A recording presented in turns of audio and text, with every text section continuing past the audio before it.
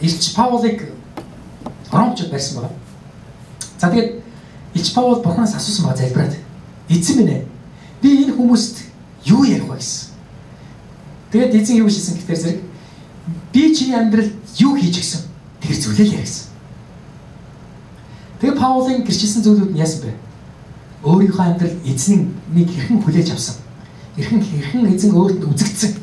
Хэрхэн эзэн үзэгдээ зогсохгүй түүнийг ямар ажил томилж чиглүүлсэн тухай гэрчлэг хийсэн баг. Энэ бол бидний амьдрал байхгүй. Гэрчлэл гэдэг нь амьдрал. Бид нар гэрчлэг санаанаас зохиож ярьдаг. Харин гэрчлэлийг эзэн бидэнд өгдөг.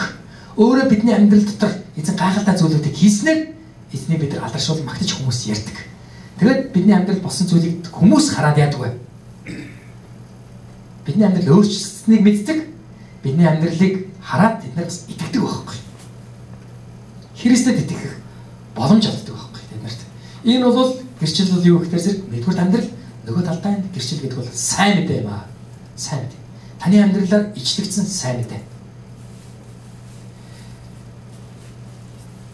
Эдгээр 5 зүйлийг итгэж байгаа хүмүүс хийдэг гэсэн үг. За бүгд хамтдаа гинээс харъя. Нэгдүгээрт нь юу гэдэг гэсэн бэ? Итгэж байгаа хүмүүс үгээс суралцдаг. Хоёрдугаарт нь итгэж байгаа хүмүүс залбирдаг. Гуравдугаарт нь итгэж байгаа хүмүүс үйлчлдэг. Дөрөвдүгээрт нь итгэдэг хүмүүс нөхрөлдөг. Тавдугаарт нь итгэдэг хүмүүс яадаг вэ? Гэрчилдэг. Ийм 5 зүйлийг итгэгч хүмүүс хийдэг гэсэн үг. Бурхныг бид нар бүтээгч эзэн гэж нэрлэдэг ба. Бурхан хүнийг юунаас бүтээсэн? Тоос шорооноос бүтээсэн. Тоос шорооноос бүтээсэн эзэн өнөөдөр ч гэсэн бүтээлийн ажлаа хийсээр байна.